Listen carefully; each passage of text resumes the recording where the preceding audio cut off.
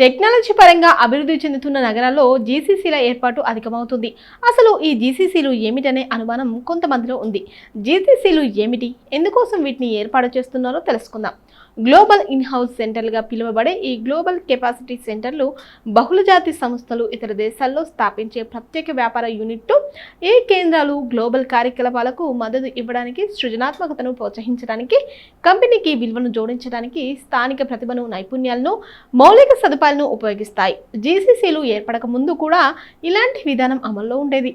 గతంలో outsourcing కోసం back ఆఫీసులను ఏర్పాటు చేసి వివిధ పరిశ్రమల్లో ఇన్నోవేషన్ హబ్లు, సెంటర్స్ ఆఫ్ ఎక్సలెన్స్ కార్యకలాపాలు సాగించేవి. క్రమంగా అవి జీసీసీలుగా మారాయి. ఎందుకోసం అంటే software development, artificial intelligence, machine learning, data అనలిటిక్స్లో జీసీసీలు కీలక పాత్ర పోషిస్తాయి. రీసెర్చ్ అండ్ డెవలప్మెంట్ విభాగంలో health care, life sciences, engineering వంటి రంగాల్లో ఆవిష్కరణలకు దోహదం చేస్తాయి. Finance, human resources, supply chain management వంటి కీలకమైన బిజినెస్ విధులను నిర్వహిస్తాయి. గ్లోబల్ క్లయింట్లకు అధిక క్వాలిటీ కస్టమర్ సర్వీస్, టెక్నికల్ సపోర్ట్ను అందిస్తాయి.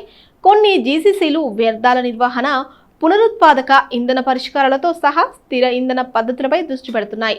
ఈ నగరాలు ముందంజలో నైపుణ్యం కలిగిన శ్రామిక శక్తి, సహాయక విధానాలు, స్థానిక ప్రభుత్వాల ప్రోత్సాహకాలు, అధునాతన మౌలిక సదుపాయాల కారణంగా బెంగళూరు, హైదరాబాద్, పూణే వంటి నగరాలు ముందంజలో ఉండడంతో జీసీసీలకు గ్లోబల్ హబ్గా మారుతున్నాయి.